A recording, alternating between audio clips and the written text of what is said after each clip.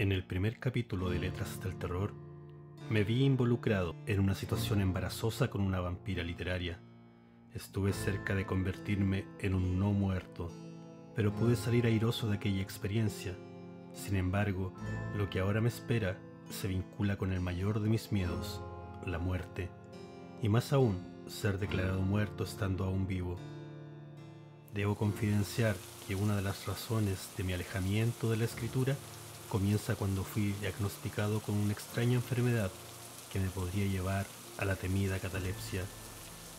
Más que un diagnóstico, fue una sentencia. Más que una enfermedad, es una maldición. Demasiadas noches me he soñado tendido en una mesa de disección en la morgue. Y peor aún, he sufrido pesadillas en las que he sido enterrado vivo por error. Nuevamente acudo a mis compañeros escritores para que guíen mi camino por la oscuridad. Me dirijo hasta una de las escritoras que se ha atrevido a mirar a la muerte a los ojos y así obtener lo necesario para sus oscuras creaciones literarias. Ella es Francisca Solar. A pesar de mis temores, me ha citado a uno de sus lugares predilectos, el patio de disidentes del Cementerio General de Santiago de Chile. Este gusto es por los cementerios, es un gusto por la muerte. ¿Hay alguna diferencia en esto? Para mí los cementerios son una clase de historia.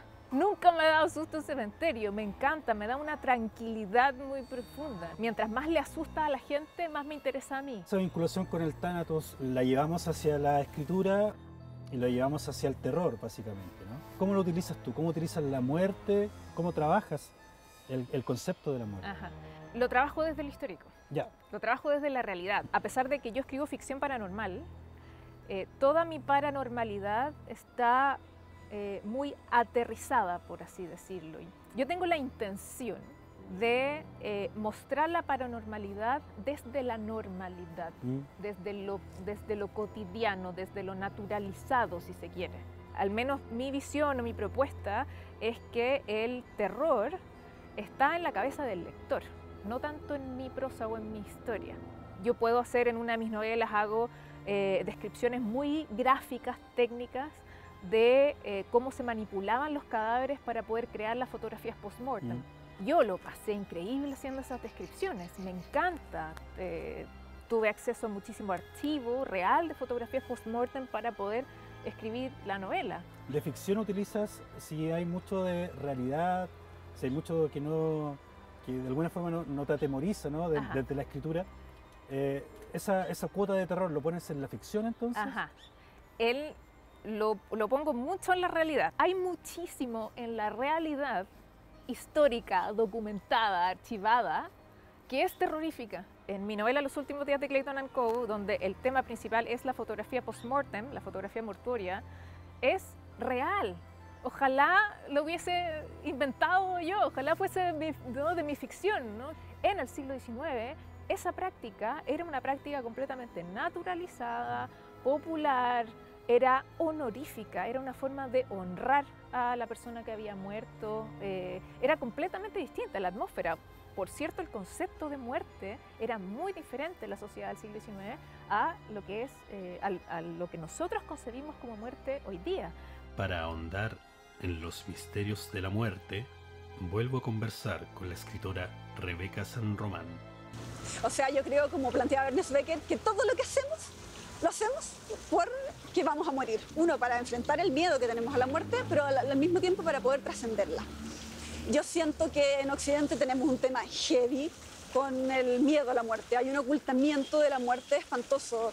En las culturas orientales yo siento que es distinto, hay una cosa más cercana. Por ejemplo, en Japón hay una tradición en que después de cremar a alguien, los familiares tienen que pasar a una parte del crematorio y recoger los pedacitos de huesos que quedaron con unos palillos para ponerlos en una urna. Y yo siento que eso es súper importante, que los rituales de duelo, ¿cachai?, que generan cierre al momento de la pérdida, son centrales como para poder seguir con la vida, y que acá hay como una fractura en ese tema. Recuerda que vas a morir.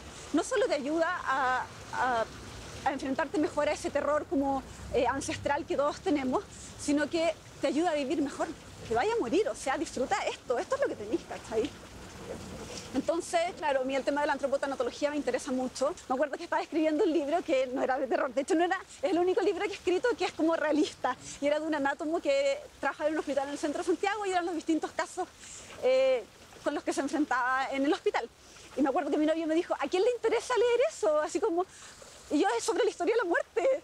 Entonces me dijo, googlealo, para ver cuántas... Él al tiro me dice siempre, cualquier cosa googlealo y ve cuántas search te parecen similares.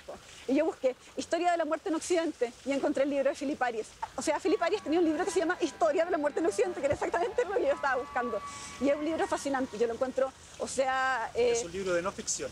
Es un libro de no ficción en que te va contando cómo fue evolucionando, porque antiguamente la gente moría en sus casas, rodeado de sus familiares, había todos unos rituales que te ayudaban a dar cierre, ayudaban a tranquilizar a la persona que se estaba muriendo, y cómo se empezó a generar la fractura a lo que llegamos ahora, como los cementerios que antes estaban en el centro de la ciudad y que eran como el centro de la vida comunitaria. La gente iba así los domingos de paseo a comer al cementerio, habían ferias en el cementerio, y cómo empezó con la cosa como de la higiene y de cuando se descubrió cómo se contagiaban las enfermedades y qué sé yo, a empezar a verse la muerte como algo sucio o algo contaminante que tenía que ser alejado. Los cementerios fueron sacados de las ciudades. Hay un escritor japonés que ese libro sí que es súper difícil de conseguir, pero hay una película que hicieron que está basada en ese libro, que se llama Final de Partida. La película es una ficción, se ficcionaliza el libro porque el libro es una biografía que es de un tipo que queda en un momento en su vida sin trabajo y decide en un pueblo chico empezar a trabajar en una funeraria. Y que él era budista, estaba interesado en el budismo chin y hace la conexión entre ambas cosas. Entonces es un libro súper hermoso y es súper místico, y al mismo tiempo tiene el tema de la muerte, pero como algo cercano, como algo que uno tiene que empezar a querer. O sea, todos nos vamos a morir, si no le agarráis un poco de cariño a la parca, de verdad que lo vaya a pasar súper mal. Y aparte que cada vez que pierdas a alguien va a ser horrible, ¿no? Para hablar de la muerte, ¿qué mejor lugar que una necrópolis? En este caso, el cementerio donde quizás algún día descansen los huesos de este escritor de terror. Les recomendaré 3 títulos que, si temen a la muerte, disfrutarán y sufrirán al mismo tiempo. Comenzamos con un maestro ineludible cuando hablamos de las letras del terror. Este es Howard Philip Lovecraft, El recluso de Providence. En la cripta es un relato de terror que presenta a un grotesco panteonero llamado George Birch, que maltrata cadáveres y proporciona ataúdes poco sólidos para ahorrar dinero.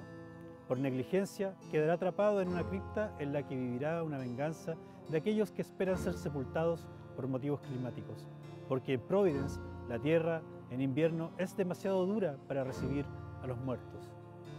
Para finalmente sepultarlos había que esperar hasta primavera, quedando los cuerpos apilados en el mortuorio, mismo lugar en el que Birch queda atrapado. Tarea que se postergaba hasta bien entrada la primavera. Este cuento sufrió varios rechazos editoriales que por años le impidieron llegar a otras revistas, debido a lo escabrosa de sus descripciones. Finalmente, Lovecraft suavizó su relato para terminar publicándolo en la mítica Weird Tales en 1931. A propósito del maestro Howard Philip Lovecraft, quien me recomendó un relato clásico de su autoría fue el escritor Miguel Ferrada. Herbert West, el reanimador, ¿no? El del líquido reanimador. Es una muy bonita relectura de Lovecraft, ¿no? Lovecraft se caracteriza por ser un autor que nunca miró mucho la tradición, que él sistemáticamente se apartó, ¿no? de lo que hizo Stoker, o lo que hizo Merchilli, o lo que hizo Algernon Blackwood o Aston Martin, ¿no? Él se alejaba de la idea del castillo, la idea de la casa embrujada, de los fantasmas, y sin embargo hace una muy buena... es casi un homenaje, ¿no? Un homenaje, sí, es un homenaje al Frankenstein de Merchilli con el reanimador, con Herbert West, ¿no? Este estudiante de medicina de la Universidad de Miskatonic, que comienza con unos líquidos, comienza a reanimar, va a los cementerios y saca estos cuerpos y empieza a hacer experimentos para reanimar la carne muerta. Una gran historia, además que tiene un formato bien interesante, como pequeñas viñetas de terror. Cuéntanos un poco acerca de los últimos días de Clayton Howe. Los últimos días de Clayton & Co. se refiere a Clayton & Co. Es un estudio fotográfico que se dedica específicamente a la fotografía mortuoria.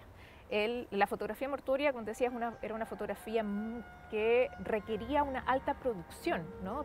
Llegaba una persona muerta al estudio, ¿no? Muchas veces llegaban el ataúd, específicamente, había que sacar a la persona del ataúd, muchas veces.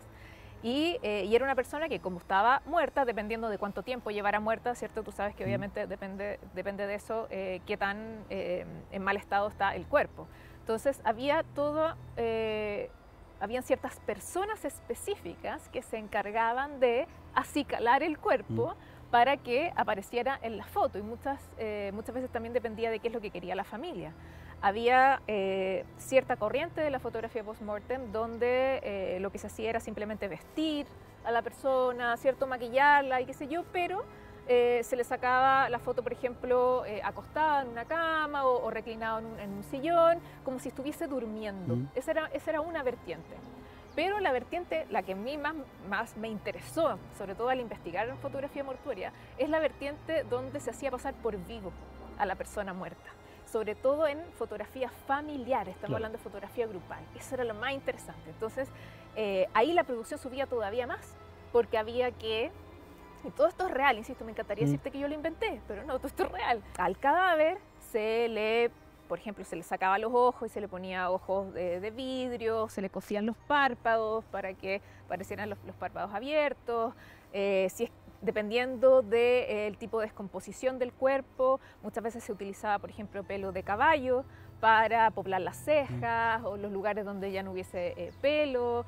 Se utilizaban ciertos tapones o cosas, ¿no? Porque tú sabes que un cuerpo en descomposición empieza a salir líquidos extraños por todos los orificios del cuerpo, todo eso había que estar limpiándolo constantemente. Es decir, las personas involucradas en la fotografía mortuoria sabían muchísimo de cadáveres, sabían muchísimo de medicina, de tratamiento de cuerpo, además de la persona que sacaba la foto, sin duda, ¿no? Entonces era una foto compleja de sacar, muy producida, costaba mucho, era una fotografía muy cara, por lo tanto era una fotografía a la que solamente accedían las personas más adineradas de la sociedad, aristócratas, diplomáticos, la nobleza.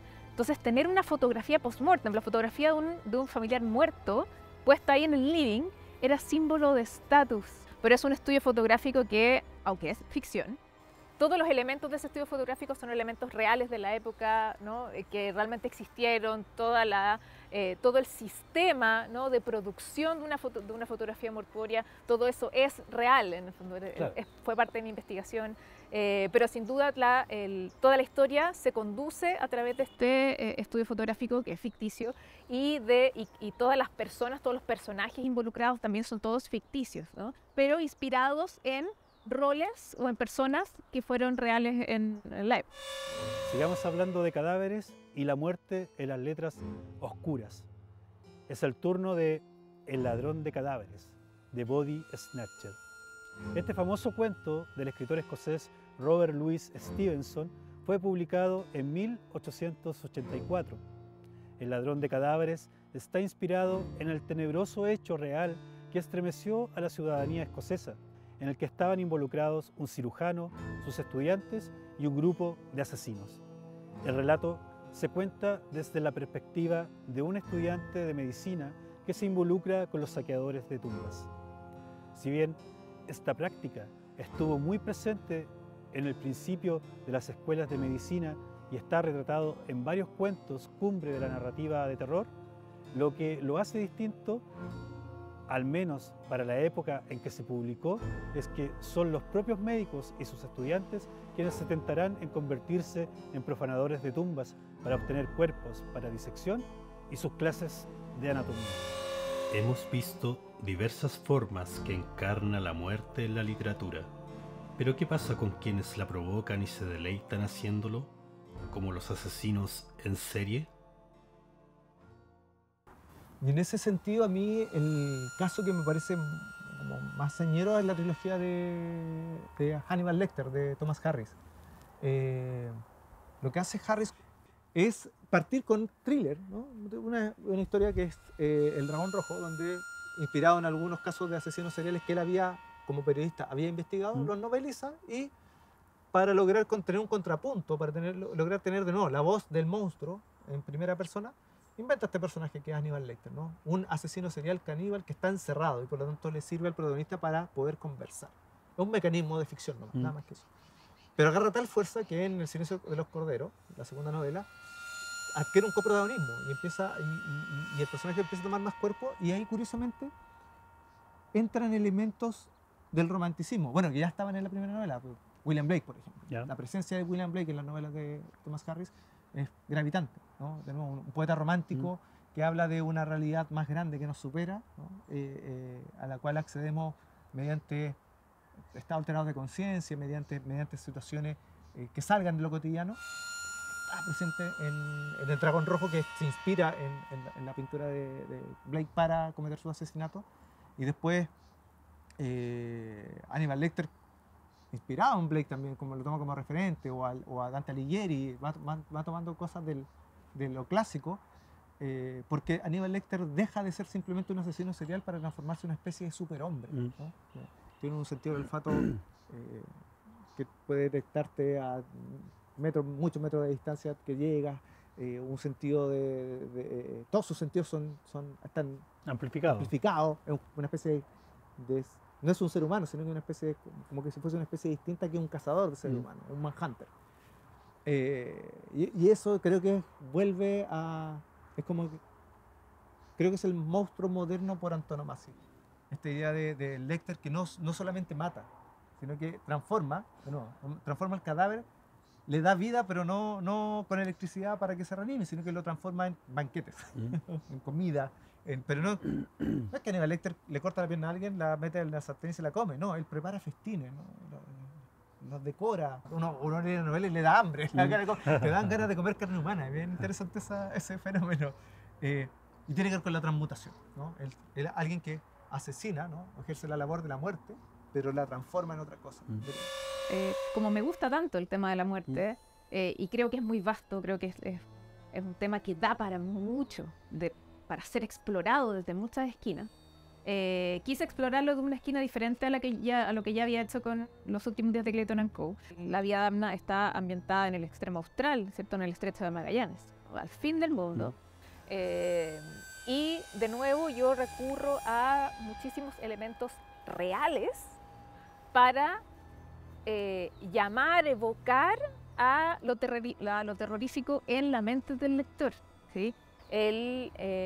Un elemento muy cliché, si se quiere, en el género son las bajas temperaturas, ¿no? El frío, ¿no? Que aparece cuando hay un evento paranormal. En La Vía Damna yo los utilizo, pero no tengo que inventarlos.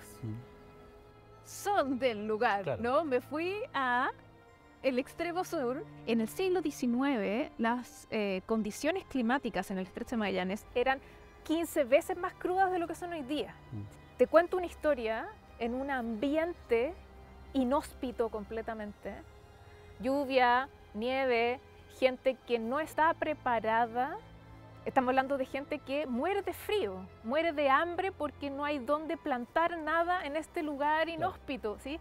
Todo eso yo no lo inventé, eso no es ficción. Yo fui a la historia y lo traje, ¿sí? Insisto, esa es mi obsesión. Una de mis fuentes más directas para escribir la novela es un libro de Benjamín Vicuña Maquena, donde él, que él también muy mateo, también fue un gran historiador. Dentro de todas las cosas que hizo, fue un gran historiador. Y una de las cosas que cuenta es que hubo un año completo en el que no salió el sol. La Vía Damna está ambientada, claro, en el Fuerte Bulnes, que es el primer lugar, es el primer asentamiento chileno en el extremo austral. Se fundó en 1843. Llegaron granjeros, llegaron ovejas, vacas, llegaron científicos, chilotes sin duda, ¿no? Porque obviamente venía de ahí, por algo, ¿no? La Coleta Ancud. Venían, oye, con sacos de papas, venían con semillas para plantar. Eso fue en 1843. Para 1848 ya no quedaba nadie. Se había ido todo el mundo. Arrancaron del Fuerte Bulnes. No podemos olvidar que esa es una época donde la ciencia, lo científico, lo racional, lo lógico es algo que recién está apareciendo, ¿no? Recién está apareciendo. todavía era una sociedad muy anclada a lo místico, a lo etéreo, a lo divino, ¿no? Entonces, la gente se empezó a ir porque dijo, el Fuerte Bulnes está maldito. Claro. Esto está maldito, vámonos. Lo que hago en la Vía Damna es recoger todos los testimonios reales, todo el ambiente real, por ejemplo, descrito en el libro de Benjamín Vicuña Maquena, como te decía, los informes meteorológicos de la época, etcétera, que son elementos reales, pero que son perturbadores, que son un poco macabros, y a eso yo le agrego un poquito de ficción, que es que yo trato de explicar desde un punto de vista un poco más paranormal por qué realmente la gente huyó del Fuerte Bulnes, por qué supuestamente el Fuerte Bulnes estaba maldito, por así decirlo. Yo tomo la cosmología Onikenk para dar respuesta en el fondo a muchas de las cosas raras, extrañas que sucedían en el Fuerte Bulnes. Básicamente con el derramamiento de sangre que hubo ahí, claramente había algún tipo de maldición. Ahí está la ficción, por ahí me meto. Sigamos hablando de maestros. Esta vez invocamos la presencia de Stephen King y su inquietante novela Cementerio de Animales, que más de algunos de ustedes han disfrutado en una de sus versiones cinematográficas. La popular novela fue publicada en 1983, en la que se narran hechos sorprendentes, sobre todo porque el horror viene de un particular cementerio indígena que se encuentra en la profundidad del bosque. Este cementerio permite a los sepultados volver de las insondables tierras del más allá. La comunidad lo usaba más bien con sus mascotas, pero el dolor y el amor hacen que un padre lo use con su pequeño hijo recientemente fallecido. Pero los que vuelven no son los mismos que fueron. Esta novela opera con la encadenación de hechos desastrosos, cada uno peor que el anterior, en el que el horror está presente de manera constante sin abandonarnos. Ustedes ya habrán visto las adaptaciones al cine que de esta novela se han hecho o habrán oído el tema de los Ramones, que crearon especialmente una vez Joe Ramón leyó esta novela en el sótano de King, un relato sobre la muerte, novedoso y contemporáneo. Seguimos en Letras del Terror. Para continuar hablando de la muerte e incluso de catalepsia, mi maldición, invoco desde el otro lado a un maestro de maestros, al querido Edgar Allan Poe, para que nos comparta un relato que estoy seguro dará luces sobre mi paupérrima oscuridad. Con ustedes, el entierro prematuro. Durante muchos años sufrió de catalepsia. Para aquellos que no conocen esta misteriosa enfermedad, debo decirle que está muy cercana a lo que llamamos maldición. A veces uno yace solo un día o un periodo aún más breve, en una especie de exagerado letargo. Se está privado de conocimiento y aparentemente inmóvil, pero las pulsaciones del corazón aún se perciben débilmente. Quedan algunas huellas de calor, una ligera coloración en el centro de las mejillas. Y aplicando un espejo en los labios, podemos descubrir una torpe, desigual y vacilante actividad de los pulmones. Otras veces el trance dura semanas y aún meses, mientras las más rigurosas pruebas médicas no logran establecer ninguna distinción entre el estado del paciente y lo que conocemos como muerte absoluta. Le sucedía esto a menudo. Cada vez era más común. Se sentía enfermo, atérido, helado, con vértigo, y de pronto caía postrado. Entonces todo estaba vacío semanas enteras, y negro, silencioso, y la nada se convertía en el universo. Cuando lograba salir de aquellos parajes, él sentía que por poco se había salvado de despertar al interior de una tumba. Sus nervios le traicionaron y fue presa del perpetuo horror. Su imaginación se tornaba macabra. Hablaba de gusanos, de tumbas, de epitafios. Vacilaba en cabalgar o caminar o practicar cualquier ejercicio que le apartara de su casa, por miedo de que en alguno de sus habituales ataques le enterraran antes de que se determinara su verdadero estado.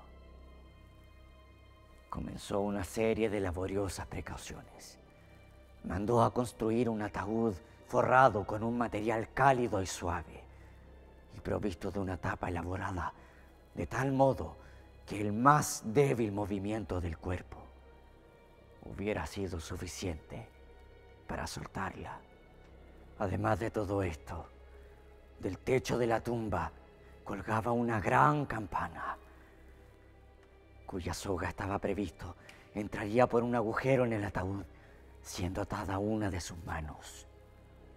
Con eso lograría dar aviso de su despertar y salvar su vida.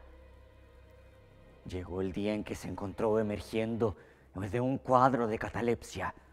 Primero el ligero estremecimiento de un párpado e inmediatamente después un choque eléctrico de terror, mortal e indefinido. Y entonces el primer esfuerzo positivo por pensar, y entonces el primer intento de recordar, y entonces la memoria ha recobrado todo su dominio, que en cierta medida tenía conciencia de su estado. Sentía que no estaba despertando de un sueño ordinario. Recordó que padecía de catalepsia. Y entonces abruma su alma estremecida el único peligro horrendo, la única idea espectral siempre dominante. Durante unos minutos permaneció inmóvil. No podía reunir valor para moverse. No se atrevía a hacer el esfuerzo que había de tranquilizarlo sobre su destino. Después de una larga duda, se atrevió a levantar los pesados párpados. Estaba oscuro, todo oscuro, como la intensa y total noche que dura para siempre. Intentó gritar y sus labios y su lengua reseca se movieron convulsivos, pero ninguna voz brotó. Hasta ese momento no se había atrevido a mover ninguno de los miembros, pero entonces levantó violentamente los brazos.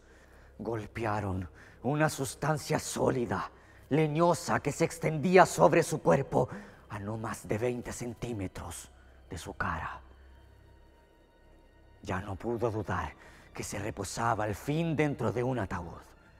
Y entonces, en medio de su infinita desgracia, vino dulcemente la esperanza, pues pensó en sus precauciones. Se retorció para forzar la tapa. No se movía. Se palpó las muñecas en busca de la soga y no la encontró. Y así la desesperación reinó triunfal, y entonces llegó de improviso a sus narices un fuerte y peculiar olor a tierra húmeda. La convulsión era tan irresistible. No estaba en su tumba.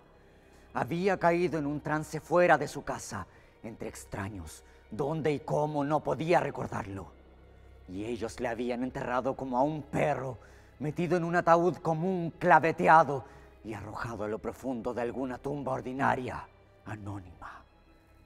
Luchó una vez más por gritar, y este segundo intento tuvo éxito. Un largo, salvaje grito continuo, un alarido de agonía, resonó en los ámbitos de la noche subterránea. Vamos, vamos, ¿qué es eso?, dijo una voz áspera en respuesta. ¿Qué diablos pasa ahora?, dijo un segundo. ¡Fuera de ahí!, exclamó un tercero. ¿Por qué aúlla de esa manera? Como si fuera un gato montés, dijo un cuarto. Y entonces unos individuos muy rústicos sujetaron y le sacudieron. No le despertaron de su sueño, pues estaba bien despierto cuando gritó. Pero le devolvieron a la plena posesión de su memoria. Esta aventura ocurría cerca de Richmond, Virginia. Acompañado de un amigo, se había internado en una expedición de caza, varios kilómetros abajo, a orillas del río James. Se acercaba la noche cuando le sorprendió una tormenta. La cabina de un barquito anclado en la corriente y cargado de tierra vegetal les brindó el único abrigo disponible. Le sacaron el mayor provecho posible y pasaron la noche a bordo. Se durmió en una de las dos únicas literas.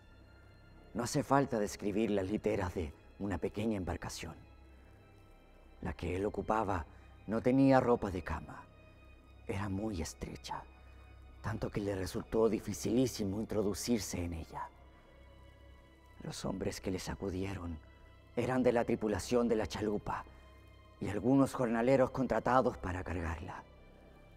De la carga misma procedía el olor a tierra, pero del mal procede el bien, pues esta situación provocó en su espíritu una inevitable reacción. Su alma adquirió vigor, adquirió temple, viajó al extranjero, hizo vigorosos ejercicios, respiró el aire libre del cielo. No leyó más cuentos de miedo como este. En poco tiempo se convirtió en un hombre nuevo y vivió una vida de hombre.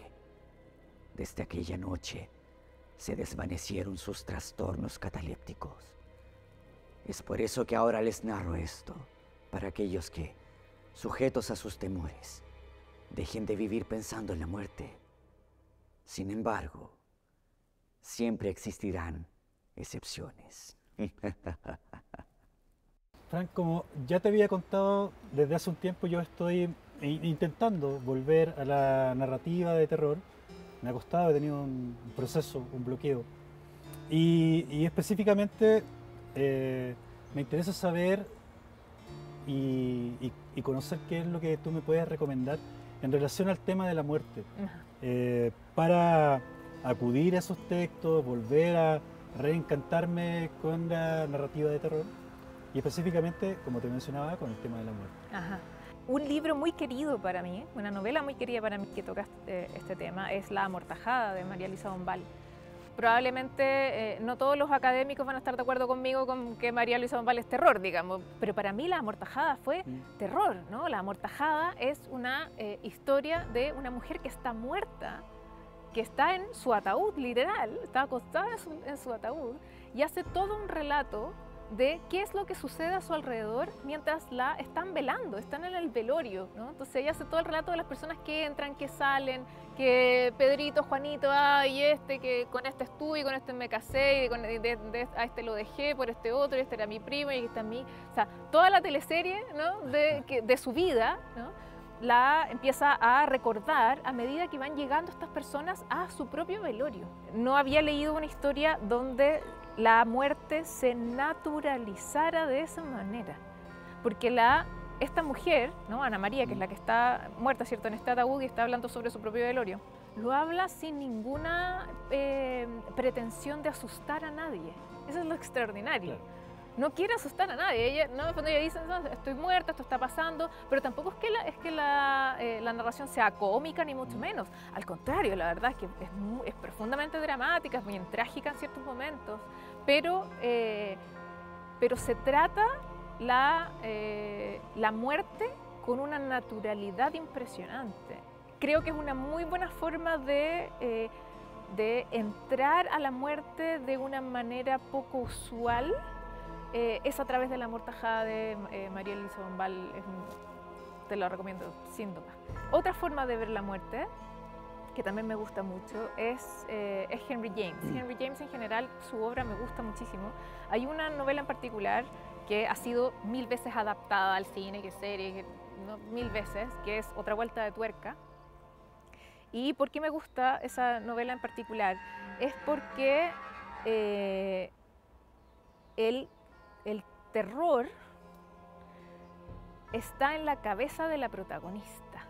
En el fondo, la novela está narrada de tal manera que el lector está permanentemente cuestionándose que si lo que está ocurriendo es algo que la protagonista se está inventando o es algo que está ocurriendo de verdad. ¿Sí? A grandes rasgos, en el fondo, Otra Vuelta de Tuerca es la historia de una mujer joven, que llega a una casa, estamos hablando, ¿cierto?, estos fines del siglo XIX, mansión victoriana, ¿cierto?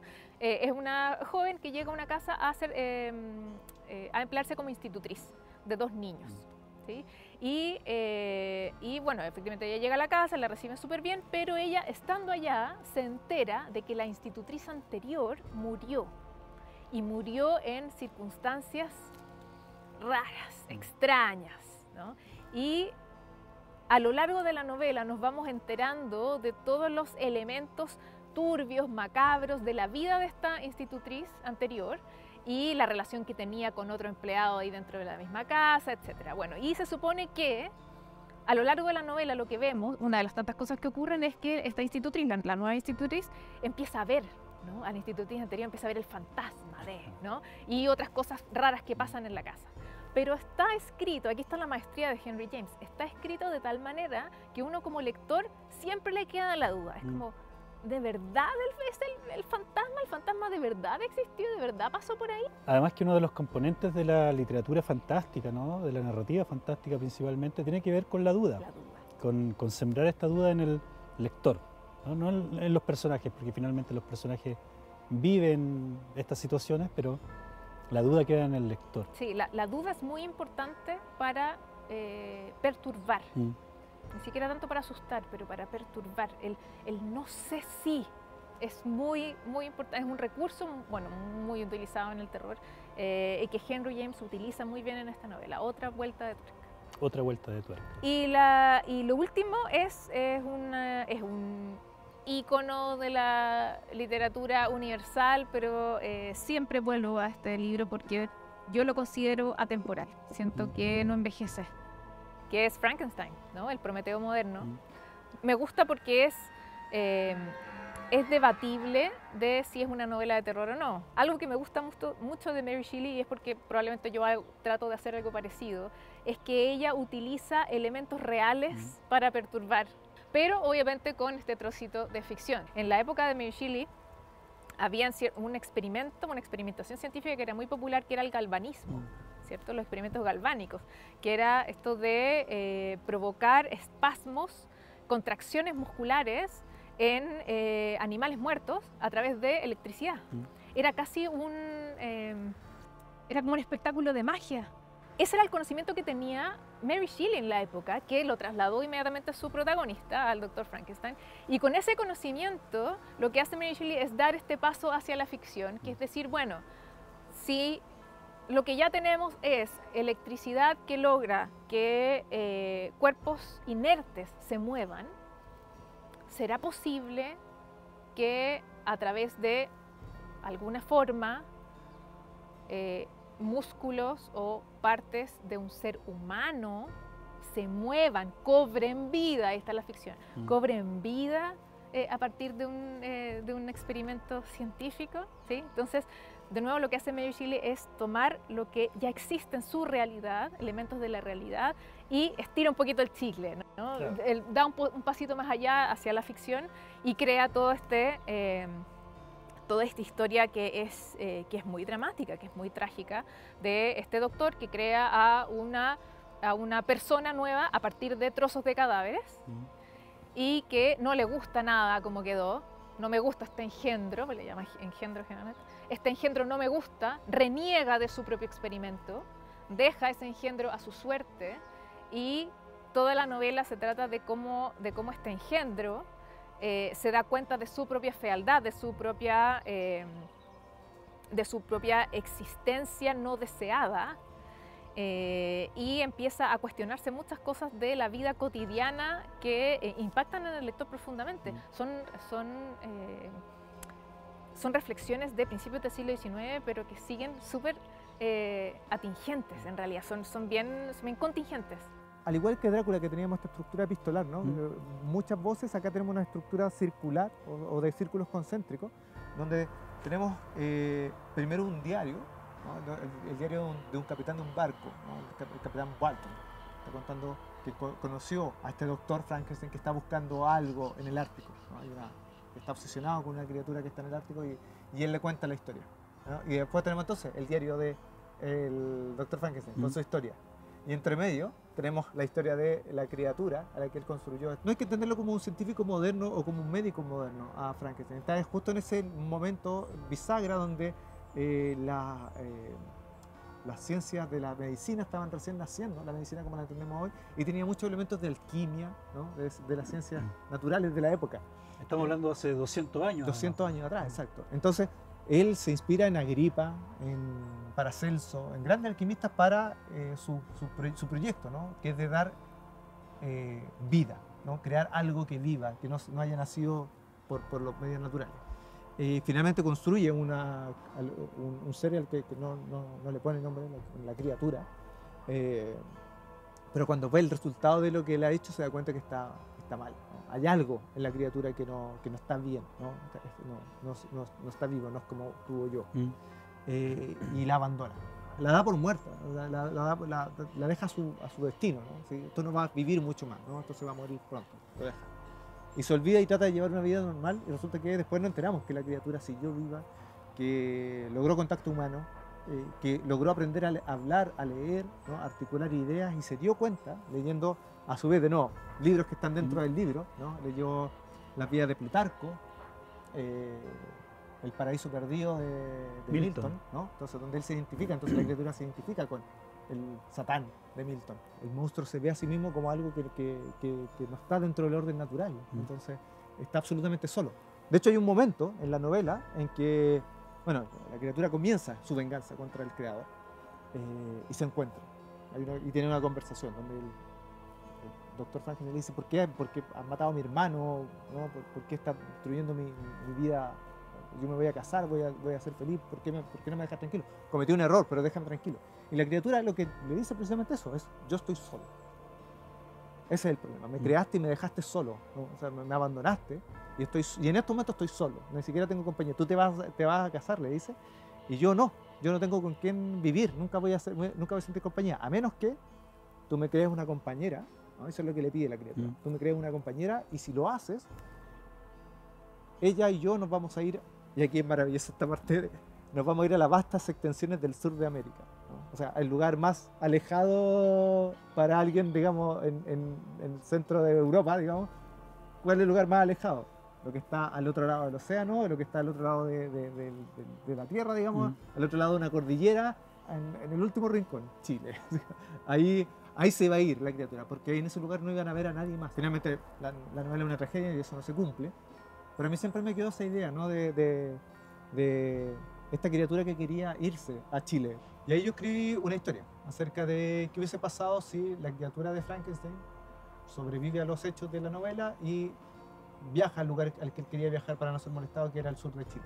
Y ahí escribí esta historia, ilustrada por Pipe Oliva, que se llama Tras la huella de Frankenstein. Es una historia, pero además es una novela ilustrada. Sí. El Pipe Oliva es un ilustrador de Concepción y conversamos acerca de trabajar juntos, y como él es una persona del sur, me pareció que era conveniente que él pudiera reflejar toda esta idea, ¿no? De hay un paraje más grande que el humano, donde hay una criatura más grande que el humano. ¿Qué pasa cuando los seres humanos se encuentran con esa inmensidad? Entonces, Frankenstein estaría en Chile. Mi juicio sí, eso es lo que yo creo. En el sur de Chile. En el sur de Chile, nada más, sí. Frente ahí al sur de al sur de Chiloé, frente a las Huaytecas, por ahí. Cuéntanos un poco acerca del argumento de la novela mismo, ¿no? A mí me gusta ser muy fidedigno a la fuente original cuando escribo, y parto de la idea de que hay un diario, ¿no? El diario del Capitán Walton, donde él cuenta su encuentro con Frankenstein, que a su vez cuenta la existencia de la criatura, y en base a eso ideo un descendiente del Capitán Walton que tiene el diario y decide viajar al sur de Chile a buscar la ha buscado por el mundo, pero después dice no, pero la criatura dijo que quería irse al sur de América, entonces la va a buscar allá. Y va a una expedición a buscar a este ser. Y ahí es el encuentro de estos seres, de estas personas con esta criatura. Lo que más me gusta en el terror son las novelas en que el terror no es explícito, sino que esta idea, así como lo que planteaba Anne Radcliffe en el gótico femenino, de una cosa más como introspectiva, más atmosférica, en que son como chispazos, como pequeñas grietas como en la superficie de la realidad, que te dejan entrever la oscuridad que se asoma ahí y que convive con nosotros. La sugerencia. Claro, por eso también me gusta mucho Suzuki, que también tiene esta cosa de como en las cosas más cotidianas, tú siempre ves que como que en la esquina, así como apenas asomado, está como el abismo, siempre presente. Y me gusta mucho el terror subversivo, que es una crítica en realidad. Yo siento que el terror se da obviamente tienes géneros como el slasher, que es súper conservador y que es como punitivo para todo lo que es distinto, pero a mí me gusta el terror como una forma de sacar los fantasmas que están escondidos debajo de la alfombra, ¿cachai? El esqueleto que está en el closet y enfrentarte un poco a todas esas cosas que han estado ahí ocultas. Entonces me gustan mucho las historias de terror en que el terror, lo que esconde en realidad es, o sea, el terror se convierte como en una herramienta, como una fantasía para escapar del horror de la realidad, porque al final ni el terror más espantoso va a poder ser tan doloroso o tan terrible como es la realidad. Un ejemplo de esto perfecto es el libro La joven ahogada de Kathleen Kiernan, que es una de mis escritoras favoritas del último tiempo. De hecho, yo creo que La joven ahogada probablemente es el mejor libro de terror que yo he leído en los últimos 10 años. De hecho, ganó el Bram Stoker, que es un libro en que es muy curioso el libro, porque aparte ocupa este recurso del cuento de hadas en el horror que a mí me encanta, en que tú tienes una protagonista que es poco confiable porque es esquizofrénica, ella te lo dice desde el comienzo. Está escrito súper así como personalmente, la abuela y la madre de ella se suicidaron y ella teme que le pueda pasar lo mismo. Y ella está contando la historia de cuando ella conoció a una mujer que se llama Eva, de quien ella se enamora, pero lo curioso es que ella tiene dos recuerdos de haber conocido a Eva. Los dos son en épocas distintas y en uno Eva es una sirena y en el otro es una mujer lobo. Como ambas cosas no pueden suceder, una de esas dos tiene que ser real, tú empiezas a adentrarte en el laberinto de esta mujer, de la mente que tiene una esquizofrenia, de repente, por ejemplo, deja de tomar las pastillas y la narración se va así como no hay puntos, comas, salta de un tema a otro, es impresionante cómo está hecho. Y claro, yo no les voy a contar obviamente el final o la revelación del libro, pero ¿por qué ella recuerda las cosas de esa forma? Es porque tuvo que construirse esa historia de terror para poder sobrevivir a la verdadera historia que hubo con Eva y que ella no consigue recordar, porque no puede enfrentarla. La joven ahogada. La joven ahogada. Un libro precioso. Kathleen Kiernan en general se especializa en horror cósmico. De hecho, yo encuentro que es mejor que Lovecraft. Es como obviamente es como él fue quien lo inventó, pero ella lo hace súper bien. Sí, pero nuevamente volvemos al tema de que es terror finalmente, sí, y que también tiene que ver mucho con quién lo lee, con quién lo consume y los gustos, ¿no? Hay algunos que les gusta el slasher, hay otros que les va a gustar el gore, el terror más explícito, pero también está este terror que tú mencionas que tiene que ver con la sugerencia, con el ambiente y con una trama que de alguna forma te lleve hacia otros lugares, no necesariamente a lo explícito. Y que te ayude a cuestionarte los poderes y las estructuras dominantes. Yo siento que esa es la función, el terror debería ayudar a eso, o sea, a cuestionarte las estructuras dominantes o lo obvio o los mecanismos de poder o la trama en la que estamos atrapados, o sea, da justamente para eso y por eso a mí me gusta mucho, porque siento que es súper subversivo en ese sentido y siento que por eso en Chile y en Latinoamérica es un lugar que es como perfecto para que disfruto, porque tenemos una historia llena de fantasmas y de horrores y de cosas terribles que pasaron y que todo el mundo prefiere así como cerrar los ojos y mirar para el otro lado. Ya, el terror lo que tiene que hacer es obligarte a mirar eso de frente, ¿sabes? A la cara y enfrentarlo, porque la única forma de moverte hacia adelante es enfrentar eso, ese pasado y esa historia. En este viaje de regreso al terror, me cuesta cada vez más vislumbrar la frontera entre lo real y lo ficticio, entre la vida y la muerte. He intentado enfrentar mis miedos, como me aconsejó Rebeca San Román, pero el destino ha jugado una carta cruel, y al parecer alguien quiere verme muerto.